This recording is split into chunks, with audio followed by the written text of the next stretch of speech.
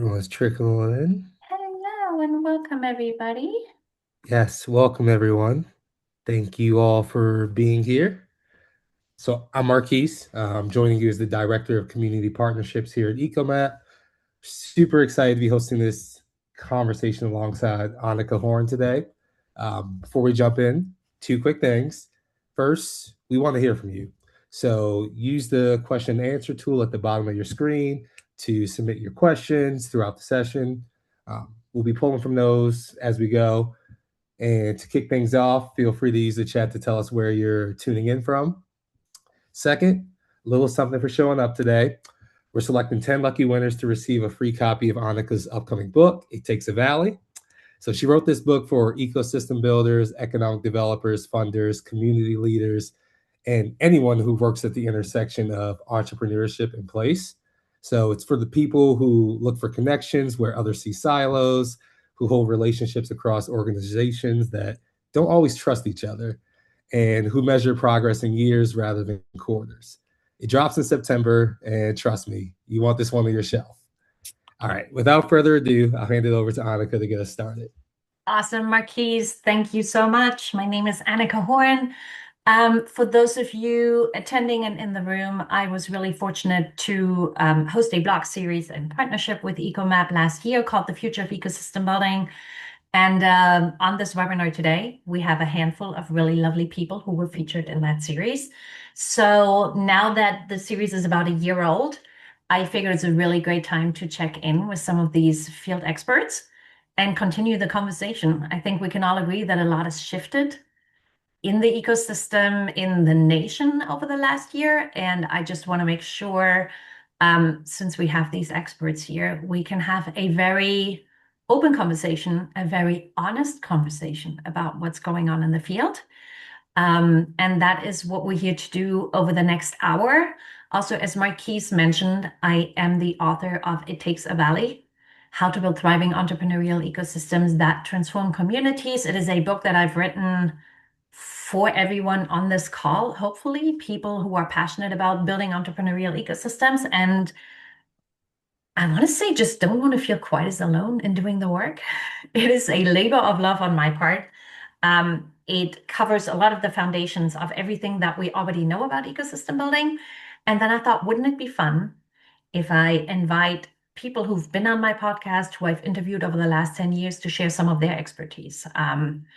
Three of these people are here with us today, so I'm really excited to kind of give a preview of the book with some of the people who contributed to writing it and sharing their expertise. So here's what we're going to do. I have prepared some questions for our panelists, but as Marquis said, we'd also love to hear from you in the Q&A to hear what burning questions you have. And I also asked our panelists to bring a burning question that they don't have any other space to ask in. So hopefully we will get to those towards the end. I'll also give you a preview of the book. And as you heard, if you're just joining us now, EcoMap is very generously giving away 10 copies of the book, of the ebook version, to people in this webinar. Okay, I am going to start with the one and only and super wonderful Morgan Allen. When I first met Morgan, she was working at the Indiana Economic Development Corporation. She has since then joined Right to Start, which is a national advocacy organization for entrepreneurship. We have a really cool connection here among panelists, which we'll get to in a minute. But one thing I really appreciate about you, Morgan, and that really came to bear in the book is you are bringing this lean startup mindset to the work of policy, which can be very high level, very slow moving. And I'll never forget this quote that you shared in the book, which is, you can't think your way into momentum. You have to act your way into it. And for everyone who's meeting Morgan for the first time, this is really what encapsulates her approach to doing the work. Okay, Morgan, right to start doing work on the national scale in terms of policy. I'm really curious with all the Right to Start ambassadors. I feel like they're often the only person in the room that has to champion and advocate for entrepreneurs among policymakers. What is one thing you wish policymakers better understood about what it means to support entrepreneurship?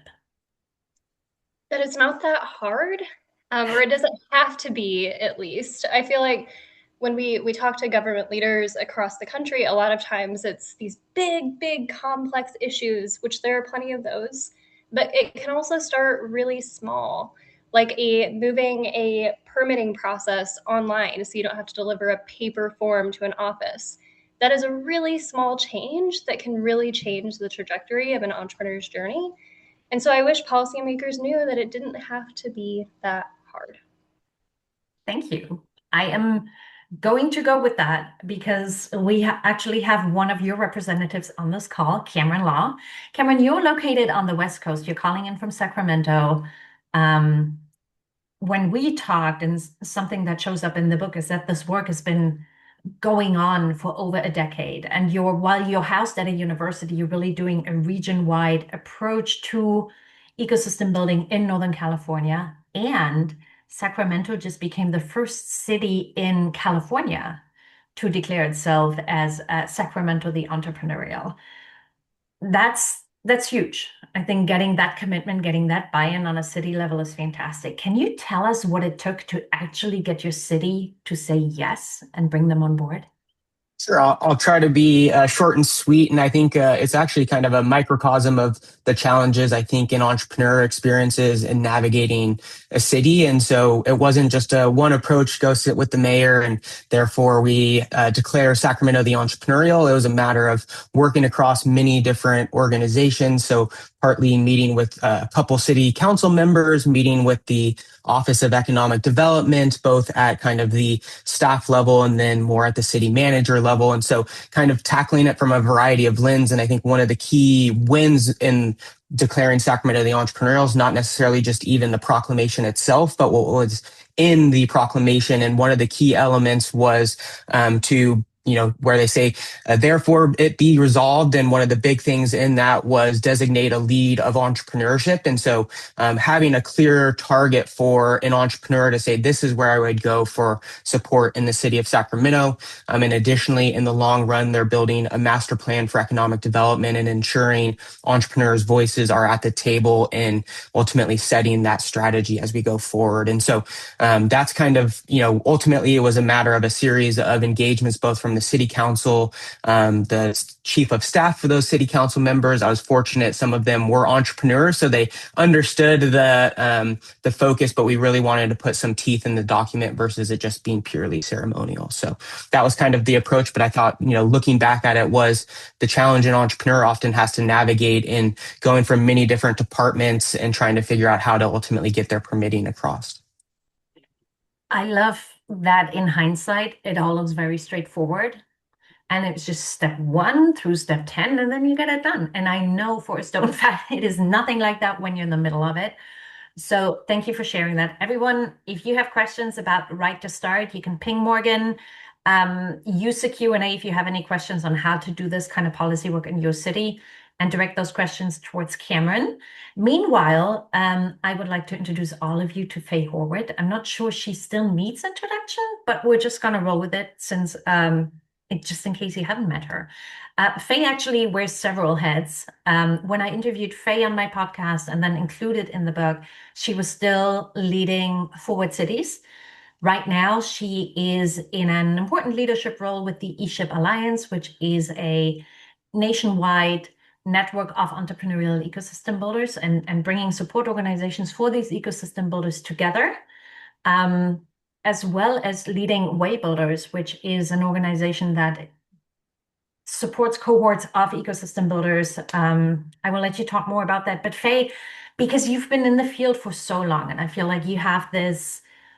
Are you calling me old, Anika? Is that I'm what calling you I very heard? Yeah. seasoned and experienced in what we're doing.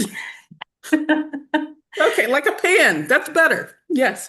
Okay. Because you've been in this field and doing the work for so long. Mhm. What is something that you believed about this work 10 years ago that no longer holds, that has shifted? Since we're talking about the future of ecosystem building, I'd love to cast it back and see what has changed over the last decade.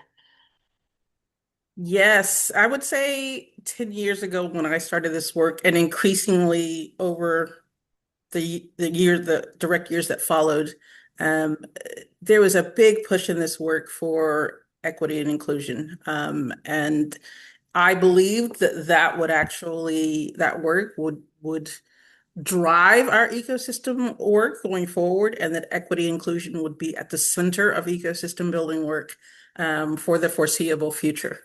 And we all know that something happened, and there was a drastic shift and pivot.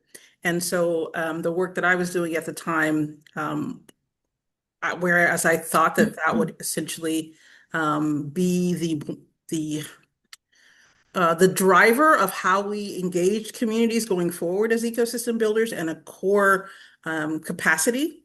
I believe that the shift now, 10 years down the road, now I believe that the need for that has not gone away. It is still crucial. But now I believe that we have to be even more intentional about how to do that in ways that are uh, legal and sustainable, and also cause us to actually get at the root of the problem, not just at the inequities that result. And that's harder work, but I believe that actually, if we do it, the outcome will be even more sustainable from an equity lens than it was before. Faye, this is one of the main questions that I'm bringing into this conversation about the future of our field, because the government has played an important role in championing this work for a few years and then shifted direction. When the government pulls back from equity and inclusion, what do you protect first? And what do you let go of? How have you found your way, especially with way builders? How have you navigated this last, I'm afraid it's only been 16 months. But how have you resolved this for yourself? Oh, it feels like so much longer. I I protect relationships first. Okay. Programs will come and go, funding priorities are going to shift, but trust, belonging, and social capital are what allow ecosystems to endure through this kind of disruption. I mean, for me, equity has never been a great strategy anyway, right? It's been a system strategy. And if entire populations are excluded from opportunity, then ecosystems become weaker and less innovative. So when language changes or funding priorities shift, I think our responsibility remains the same. Make sure more people can participate in creating and benefiting from economic opportunity through entrepreneurship. Stop, full stop. The specific tactics may evolve, but the underlying commitment to access and inclusion and community ownership don't have to disappear. I agree. One of the main arguments, I went back in writing this book to some of the what I would consider the foundational texts, Victor Wong's The Rainforest, Brett Feld on Startup Communities, Chris Hively's Build the Fort, and then of course the Kaufman Playbook. And what I found is not just a moral obligation to uphold equity and inclusion, but I think as a committed serious ecosystem builder, you can't be building part of the ecosystem. If you want to do it well and you want to have an impact, you have to build the whole ecosystem. And Wang and Horwitt make the argument that this diversity breeds innovation. If you have the same people in the room over and over, you're not really going to change anything. So we need this tension that can feel really uncomfortable to actually bring about new perspectives and really bring people in and create something that hasn't been there before. So I think 100%. there are more arguments now than ever before that this matters. Morgan, on the policy side, has this impacted how you guys approach your work in making the case, or is this a topic that has not? I don't know, that you have the luxury of just kind of, you keep going and do what you do anyway. Oh man, who hasn't it impacted? I mean, it changes the verbiage primarily. The actual values, the actual work that's being done, like that doesn't change, but the way that you talk about it certainly does. So, you have to look at grant proposals, you have to look at policy proposals, and it's just slight nuances where you're like, oh, well, if we include that, then it's automatically going to be rejected. So how do we phrase things in unique ways so that we're still able to do the really good work that needs to get done, but in a way that's actually received well and sustainable long term? And I feel ecosystem builders are becoming very skilled at being translators anyway, by virtue of dealing with so many different stakeholders. So it's yet another level of doing this translation work, of committing to the work and doing it in a way without being very outspoken about it, which doesn't necessarily work in our favor. So I just want to acknowledge that this is hard. Cameron, be it in Northern California or in your role as an ambassador and representative for Right to Start, has this shift in funding, in language, and national priorities impacted your work in the field? Yeah, so I'll share both from like the Right to Start and then also from the Carlson Center and kind of what we're seeing ecosystem wide. So I think one of the big things is, everyone here probably knows California is one of the favorite states of our current administration. So we get a lot of, I guess, excitement coming from them. But, I think how that's changed in terms of some of the federal landscape was, I think the biggest thing that I was seeing was pullback just purely from ecosystem building as a whole.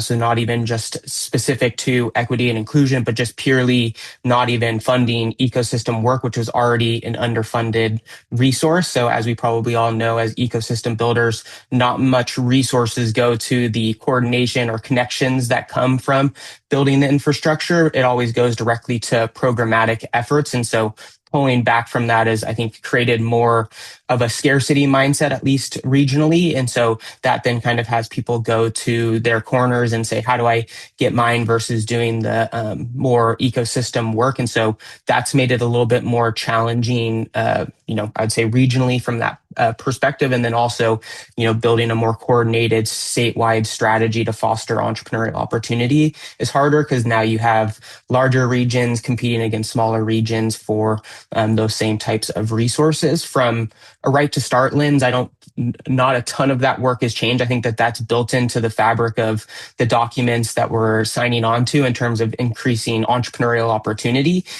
Just as every part of those conversations, if you're meeting with a Democrat versus a Republican, the way you maybe phrase what that looks like in terms of economic opportunity versus, the moral and social imperative of increasing entrepreneurial opportunity. And so I think those things have stayed somewhat the same.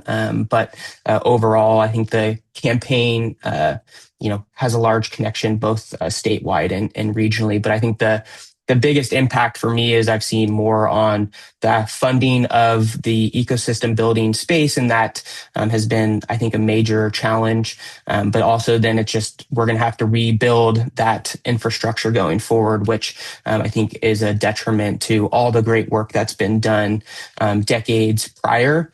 And I think the last thing I would share is I think overall, one of the things is ecosystem building in a good sense has built a lexicon and language that people start to know, but then people start to use it to say they are ecosystem building when they're not ecosystem building, and particularly, applying amazing frameworks that, Faye created around equity for every entrepreneur, E3, and those types of things. And so not building that into the way that they're actually going about that work. And so I think what little resources are, there's a growing field of people who want to grab a hold on to some of that work. You raised a lot of good points. One of the things I've been really frustrated by, and I grappled with that in writing the book, is I don't think ecosystem building or in general thriving local communities is a partisan issue. I feel this is something that everybody who lives in America and who calls this home can and should get behind. But then I also learn over and over that not everybody feels that way. So chapeau to Right to Start for holding that space and holding that conversation to move forward with a conversation that is, I think, getting harder right now as the scarcity mindset increases, which is scary. I am wondering, with fund, I want to get very specific about the funding cuts, and I want everyone that this is an honest conversation, not a polished panel. So please speak as freely as you're comfortable without losing jobs or whatever it is. But I'm wondering, has anyone here experienced that funding cut? And can you tell us a little bit about how that cut or freezing in funding, be it temporary or indefinite, has impacted either the community you're in, the organization that you are working with? What are the explicit impacts that you've seen so far? Or maybe you've seen it in some of the Right to Start coalitions. I don't know. Faye, would you be willing to go first? Sure. Yeah, I can jump in.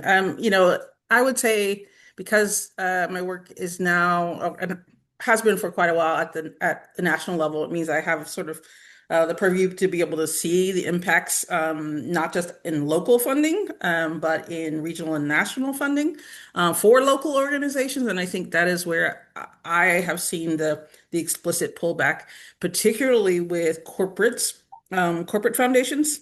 They are also favorites of a certain, administration in this time, and have eyes on a lot of these corporations that formerly had DEI programming.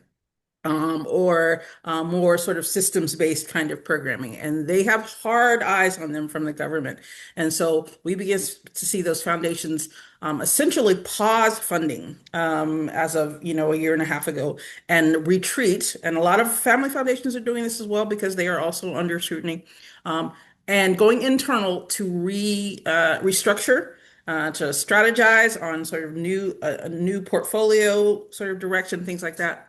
So I think this moment it's exposing weaknesses, though, that have existed for a long time. So this is not just now, right? We've often funded programs and entrepreneurs while underinvesting, and Cameron said, in the ecosystem infrastructure.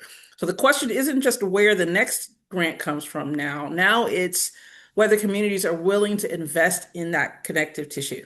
The relationships, the convening, the coordination, the trust building measurement. We now know, everybody knows it's important because everybody's using the words, right? So we have crossed that hurdle.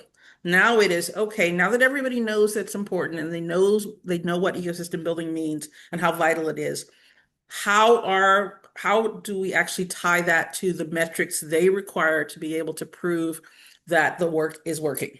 And that is the crux of the issue right now. So we have matured as a field, but now the metrics and measurement have to follow, or else the funding will not follow. And that, I think, is the crux of our challenge right now. Oh, metrics. Morgan, would you jump in? Metrics, the big question. Well, something that I experienced early when I was still at Indiana EDC, but now I'm seeing nationally is kind of consistent across state government, at least, is there are a lot of governors that are coming up on the end of their term nationally. And so, ecosystem building in many states was kind of adopted as, hey, we're going to do this new cool thing to work in economic development. But now it's become like the political, like, hot rock that people don't want to grab. So like in Indiana, we had a governor transition, and it's like, okay, the new governor always does a reassessment of how we approach things. And it was like, well, that was like the prior governor's thing. So I'm going to do this in a different way. Yeah. And so, I experienced that very, very early, but coming into this year, we have a very busy election cycle in governor races, and you're starting to see it in a lot of the states that really adopted ecosystem building within the state's EDC. Mm-hmm. Thank you, Morgan. Cameron, any impact from funding delays, freezes, cuts that you were noticing locally?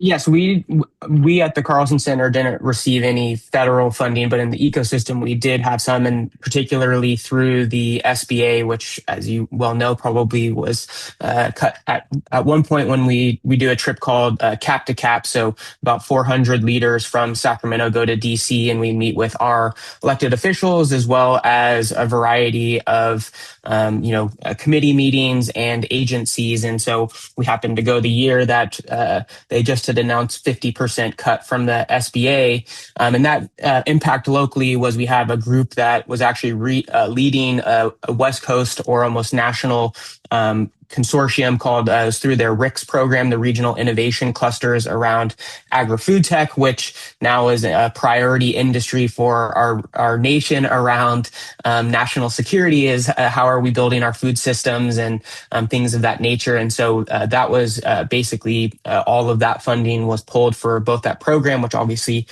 impacts our region and how we're supporting kind of the overall food system. And so that then, leads to challenges of where, you had committed funding for a period of time. Now that ecosystem building agencies trying to find other ways to support founders and resource their nonprofit agency.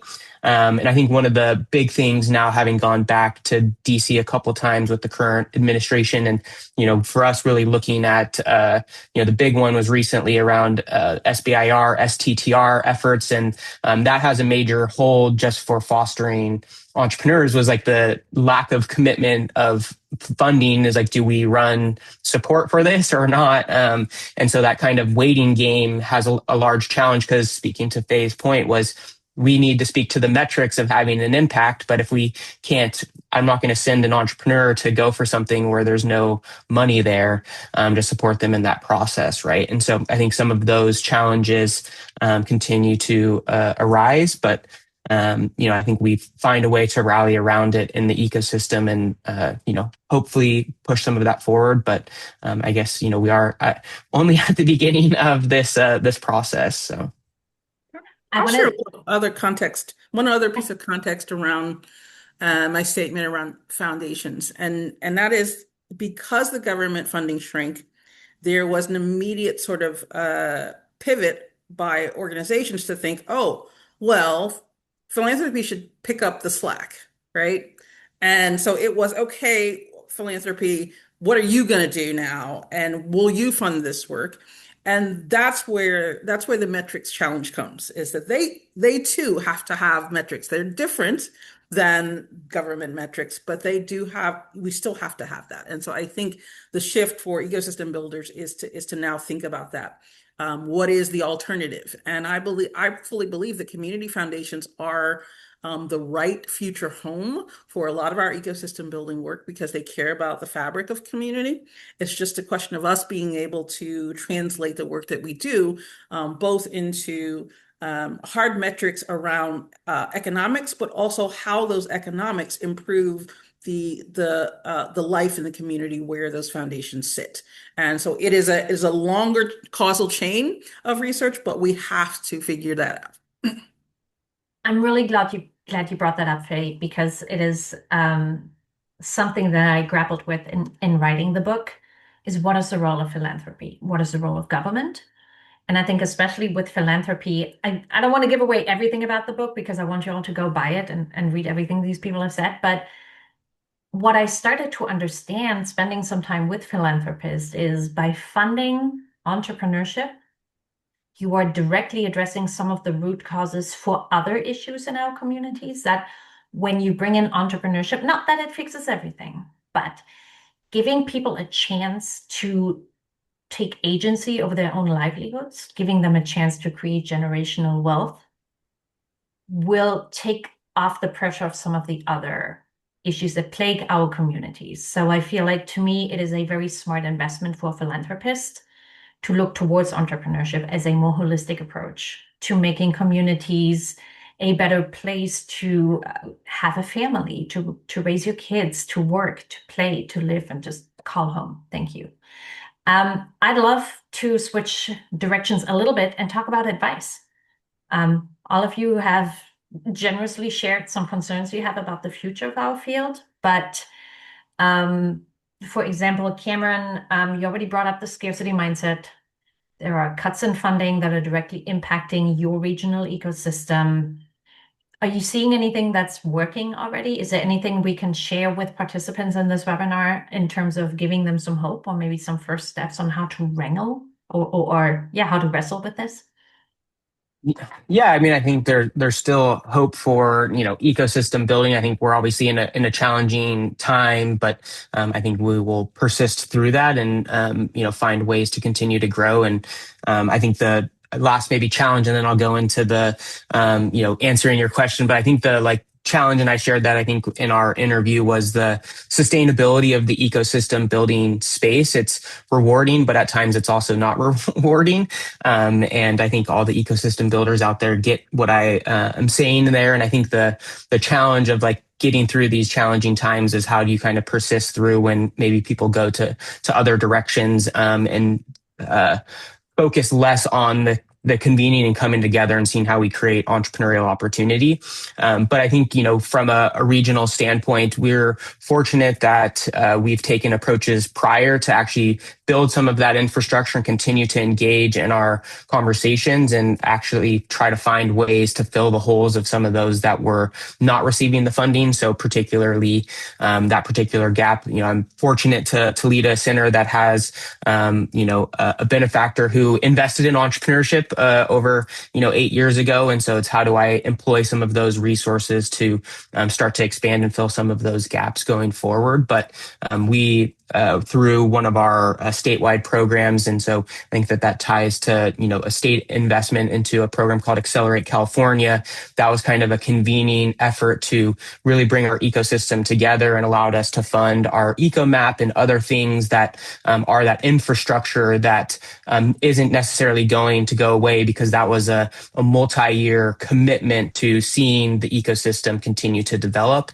And so in terms of those opportunities, we're fortunate to have that.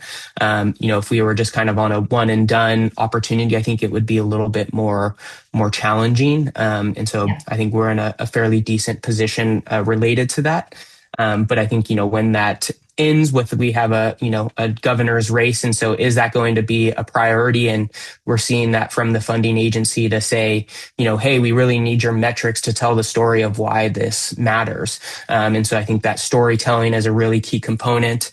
And I always point to one of my best pillars comes from Faye, the four pillars of the E3 framework. So people, programs, networks, and narratives. And the one area we always scored really low on was narratives. And I think that could probably be across ecosystem building as well. And so continuing to tell the story, even though things are more challenging, that we're doing good work and that entrepreneurs are having an impact in our community by creating jobs, increasing, household incomes, all of those impacts that come.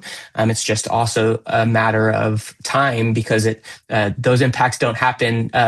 You fund a program and therefore, we increased jobs by, tenfold, right? It takes time for those entrepreneurs to be successful and have those impacts. And so I think just continuing to tell that story, and those that are funding these, types of work to have some patience, just as, many entrepreneurs need that patient capital. Same thing with the ecosystem building space. One thing that I still remember, Cameron, from the blog post we did for EcoMap about the future of ecosystem building, and I'm going to give a shout out to EcoMap here, was you said by the time you partnered with EcoMap to map the ecosystem and set up your platform, you'd already done a lot of work. And you hadn't had, if I remember this correctly, I don't want to put words in your mouth, but you didn't really have a way to show all that was there and all that had already gone into it. So actually having that map is so much more than just helping entrepreneurs navigate the ecosystem, which is a huge payoff. But I think as you're talking to funders, as you're talking to policymakers, to have a very public presence of the ecosystem and be able to show all the resources that are already there, how these are connected, is huge. If maybe Marquise or someone could pull up that blog post that we posted on EcoMap for anyone who wants to read up on that, I thought that was really powerful. Is having an EcoMap has so many impacts in your work that helps you make the case for that. Yeah. I'll just add two quick points. So one, yes, it's the visual representation of the ecosystem, and we had more of, I would say, like a stagnant one specific to innovation startups. So it was one of our amazing partners, Startup Sac. They had done a circuit board diagram, or if it looked like a subway map to many, connecting the ecosystem related to funding and programs. But this kind of took that visual to the next level and obviously made it dynamic. But one of the key elements for me was for funders, not only being able to visually see it, but also to have, this is how the ecosystem is connecting to help foster that going forward. So as a representation of the ecosystem building work at hand, when it oftentimes can be like hard to grab of like, what are you talking about? You're building the infrastructure to support entrepreneurs, or I can't see that work, or it's hard to directly point to this is something that happened, versus that being a, hey, we all rallied around, we invested in this particular resource. This is a representation of all of the work and all of the people supporting entrepreneurship going forward. And so it made it more visual. And that's often what we see in kind of entrepreneurship. You can't, if you can't see it, it's hard to sell it going forward. So yeah, and I think a layer we haven't even touched on is, once you engage a third party like EcoMap, it also gives you a great reason to activate your ecosystem and bring people into conversation and really have something that you're all working on together. And I think that's a great way to overcome some of that stagnation. Thank you, Cameron. Morgan, a big election year, governor races in different states. For those people on the call, do you have any advice on how to position entrepreneurship, how to make the case for their work? How do we turn this potential crisis into an opportunity for all these ecosystem builders on this call? Yeah, loaded question, but engage them early. So don't talk to them for the first time once a new elected is in office. You should be talking to candidates now, and you should be talking to all of them, because it's 2026. We have no idea who's going to end up in office nowadays. And to Faye's point earlier, make more of that community development pitch. Ecosystem building is really squishy. So you really have to be really specific and like, here is what you are investing in. You are investing in lowering poverty rates, increasing access to education, childcare, innovation, like all of these different things are pieces of the puzzle.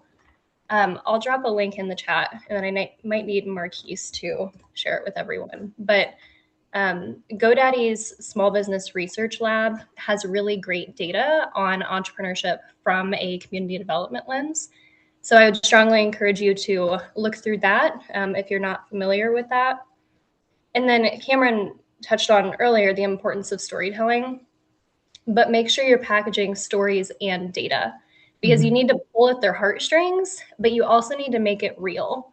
So give them a story on like, here is a small business here where I am, Crawfordsville, Indiana. All of the PGA self-propelled mowers are manufactured in Crawfordsville, Indiana. They're one of a very large employer. So take that feel-good story and then package it with, okay, because we have this innovative manufacturing business, here are the outputs of investing in entrepreneurship. That's what makes it real to a policymaker, but you have to kind of spoon feed them, both of them at the same time. Super important. Thank you, Morgan. Whoever needs a crash course in storytelling, I have a little bit more on that here in a minute. And Morgan, one thing I took away from Right to Start the last time I got to spend some time with you guys in Philadelphia was a 1% investment in entrepreneurship equals a 2% reduction in poverty. And I think that's a very compelling pitch. Obviously, it's super oversimplified, but it might get you into the conversation to start with. Thank you. And Anika, if I can just add one thing on that, it is oversimplified, but purposefully so. I think one of the flaws I see a lot of people make when they talk to policymakers is that we're in this work every single day. And so we like over-explain everything, and we're like, man, so there's this data point, and then it takes you like 5 sentences to explain what that reduction in poverty actually means. Policymakers aren't going to listen. to that long of an explanation. So anything that you can do to shorten it and make it a little soundbite that you now remember 3 weeks from now, that's what's going to land with a policymaker as well. Awesome. Thank you, Maureen. This is how you talk to policymakers, everybody. Faye, you have shared advice, and I feel like a question that we keep coming back to is, what are the metrics? What are the metrics when you work with government? What kind of outputs, as measured by metrics, are foundations looking for? Have you found anything that works? Do you have any advice for people on this call? And meanwhile, I'm going to put a question in the chat to see where the metrics land and where they are not landing yet for people on this call. While I would love to hear from you, Faye, what you're seeing. Sure. This has to do with, work that I did with Forward Cities over many years in 50 plus communities around the country. And it's actually what is part of what led me to starting Way Builders. Part of that work is about this measurement piece. How do we ensure that we are, and Morgan just spoke to this, and that is we have to be telling different data stories to the different stakeholders that require that have different priorities. And I think that we tend to squish everything together and think that every funder is going to care about the same things, and they do not, right? And so working with 50 plus communities, we were able to look across our research and our data and start to understand here are the things that corporates care about. Here are the things that philanthropists care about. Here are the things that government cares about. And so you need to actually structure your metrics differently based on who it is that you are actually trying to appeal to. And you have to, all of them think on time horizons. And so you have to have metrics that exist in different time horizons. And that means in the short term, you have metrics that speak to things that you can see immediately. And that is how many people showed up for things, who signed up, who went to a mentoring session, who attended a class, those kinds of things that you can, who met who from an ecosystem building perspective, relationship building. Who is partnering together on certain programs and projects, things that are very easy to measure and can show short-term wins and progress. So that's the short-term horizon. And then you have a medium-term horizon, which is, okay, if you do those things, what does it cost? And being able to measure, okay, because we did these things, now these amount of entrepreneurs have gotten this number of grants. These entrepreneurs have been able to secure these kinds of relationships that they didn't have before, or have something that is tangible, or the organization, if it's something that benefits the organization, they have grown. The organization has increased their staff. They have increased their programs. Those are the medium term, and then the long terms. Those are the things that we have been measuring that we cannot. As entrepreneurial ecosystem builders, we can never point to and say that these things, a certain number of percentage of revenue growth for businesses, we cannot claim those. There's no causal chain that you can link back to say because you did entrepreneurial ecosystem building, this business grew by this amount of revenue. You can't. So we need to stop saying that, and we need to be able to measure the things in the short and medium term horizons that we can measure. And then leave the other metrics to the support organizations and help them build the capacity to create metrics that will get that third long-term impact. And then we can show the chain. Which is a tall order. Tall order. Super tall order. But understanding what we can and can't measure is the first step. I agree. I think that's where we have gotten tripped up in the past. And so we fall short trying to explain that we are having an impact that we can't ever prove. And then spin our wheels trying to prove something. Yeah. I agree. I'm going to pause here because I feel like there's been a lot of knowledge being shared. I do want to give you a quick preview of the book to bring you in here. If maybe Marquise or someone can share this link with the audience. And while we do this, I also encourage everyone who's listening, if you have any questions specific to our panelists, we're about to switch into the Q&A session here. So by all means, use the Q&A section to ask whatever questions you don't have a place to ask anywhere else. Before we get to that, I want to give you a quick preview of the book. Because this is a community-supported edition, I'm currently raising some funds to help pay for the first edition. As I said, we have 10 winners that I will announce at the end here who get an ebook version of this book. But of course, if you want to take this a little farther, if you're someone who has to hold a book in their hands so they can highlight and scribble their notes and put all their question marks in the margin, by all means, grab a paperback and support it. I also created some tiers because I know that one of the biggest challenges, as we've heard on this call too, is storytelling. And it's something that I am very passionate about. It's something I'm fairly good at and something that I so enjoy teaching other ecosystem builders how to do, even if it is with limited resources. So the reward tier of the field practitioner includes a live storytelling masterclass that will take place in September of 2026. So if you want to learn everything that I know about storytelling, the field practitioner tier is a great one to jump on. You will get access to this live masterclass that will take place on Zoom. It'll be a 90-minute class, and I will walk you through how I think about storytelling. Even if you feel like you're not a storyteller, I will have something for you. So by all means, peruse this campaign. I would love your support. If anyone has ever crowdfunded, you know it takes a lot of backers to make the math work. And beyond that, what I've really come to understand is supporting this book isn't just supporting me in publishing my first book, which thank you for doing that. I appreciate it. But it really is a commitment to showing that the work of all of us who are so often overworked, underfunded, undervalued, this is sending a signal that telling these stories and documenting this field really matters.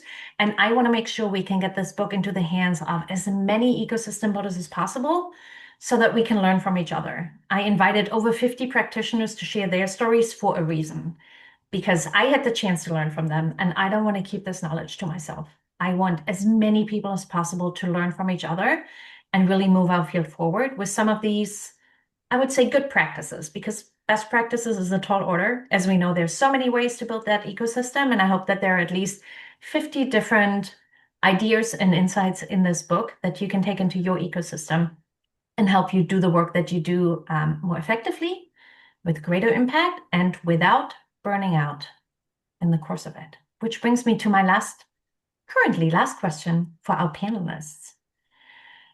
How do you do this work sustainably for yourselves to make sure that you can keep showing up? I know for at least two of you, you've had points where you're like, I think I'm going to step back for a moment. I think I'm going to take a little break. And fortunately for us, you have come back in the same role, in different roles. Is there anything, and just assuming this is a safe space of people who've all been there and had that experience, how do you show up and make sure you can do this work sustainably for yourself? I'm going to throw it to Morgan first, go to Faye, and then see if Cameron has something that he wants to share. Yeah, well, I ran into someone recently and told them I was in a new role, and they were like, "Oh, good, you looked like a cancer patient for a while." So I was one of those people that was severely burnt out. It was really bad. No one told me. I saw Jared and Lori are on the call. They were on the Indiana team. No one told me, but apparently I looked like a cancer patient.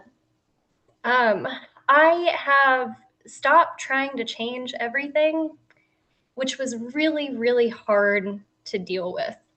I think when you're in a service-oriented role, it can really take a lot out of you, and you see all of the issues, and you're like, man, this is fixable. Like if people would just do the right thing, this is all fixable. And it's really hard to cope and not give all of yourself when you're trying to just fix all of these things, right? So after I had my breakdown and transition, I've tried to make it a bit more bite-sized. Like, we can still do systems change and we can still work at a large scale level, but how do we make that large scale change very specific and achievable? So that's been how I do look calmer. Yes, Lori. But that's been how I've coped. And you look like you are in full recovery. Whatever you do is working. If you saw me at the Global Entrepreneurship Congress, I'm sorry, but I am better now. Wonderful. Thank you, Morgan. Faye, what about you? I think this might be the most important question that we've talked about. And that is, for too long, I think we've all had this sort of hero builder kind of model, kind of like the solo entrepreneur. The assumption that, a few of us committed individuals could carry everything, right? And we can't. We tell our communities to build resilient systems, but many of us have been operating, including me, operating in ways that were not personally sustainable.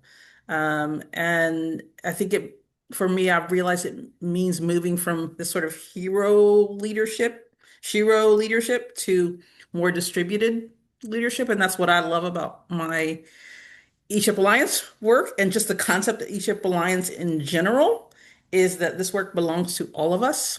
And I think in architecting the commons, the E-Ship Commons, as a space for us to support one another and show up for one another and share this sort of work and burdens and celebrations together, by gifting that to other ecosystem builders, I'm gifting it to myself too, because I get to then be in that space. And so that's been the major thing that I've done. Yes, it's more work, but it has helped me to be able to lean into that gift and into this sort of distributed leadership model that we're attempting to build with the Asian Alliance. Thank you. Thank you, Faye. Cameron. So I don't have a ton to add because those were awesome answers to learn from. I would say I don't have any real advice, to be honest. I think I'm in the midst of it personally. And the way I've been coping is probably doing more personal running and things of that nature. That is my healthy outlet. So I've taken on marathons and other things. So other efforts to find time to, be with my own thoughts and go through that as well. But I think, I take what they've shared as a key component. And I always point, and I think I actually have the quote on it was an Andy Stoll quote, I believe. It says, "How do you lead when nobody is in charge?" And that's something I think has always been a challenge in the ecosystem building space for me, is that obviously no one's in charge of the ecosystem, but if nobody's stepping up to do that work, then how do we continue to foster that sustainably when more and more people aren't hopping into that space, or we're not maybe connecting in some of that way? So I don't have any advice. I'm taking what Morgan and Faye shared, but I think finding other ways to work through all of it. So and also an Andy Stoll quote. So, like, if you're ever in need of a little pickup, yeah. Just If have all Andy else Stoll quote fails, somewhere. yes. When all else fails, yes. Yeah, exactly. There you go. I like that. Fantastic. I believe we don't talk about this piece of well-being enough. In interviewing, I mean, at this point, I've interviewed, I think, close to 200 entrepreneurial ecosystem builders. And I would say more than half have brushed shoulders, if not experienced burnout. And that's why I always add the point of doing this work without burning out in the process. I think we all have a martyr complex that is more or less pronounced because we are servant leaders, because we care so deeply about our communities. And we all have learned that if we're not doing well, inevitably the ecosystem will suffer. So I think we have a responsibility to look after ourselves. But what I've also learned, especially through the interviews and the book, is there is a bigger systemic issue behind that often leads to this kind of overextending ourselves because it often feels like if we don't do it, nobody else will. So it's something I'm still grappling with. If you're interested, I have a podcast called Ecosystems for Change. I ran an entire season called The Quitters. I interviewed people who quit ecosystem building altogether. And I ran an entire season called Burn Both Ends, where I spoke to people who have found ways to cope with not with ecosystem building, with the demands of the work. And there's some really practical advice in terms of mindset, looking after yourselves, looking after your body, so on and so forth. So if you want to do some digging, do that. And if you don't want to do all this digging, just buy my book, because there is an entire long chapter about taking care of ourselves and taking care of each other. We have 4 minutes left, and the moment Marquise jumps on, I know it is time to wrap it up. So we will do that. Marquise, would you like to do the honors to once more read out everybody who got a book, since you're here looking sharp? Yes, sure thing. Wonderful. Sorry if I butcher anyone's names here. All good.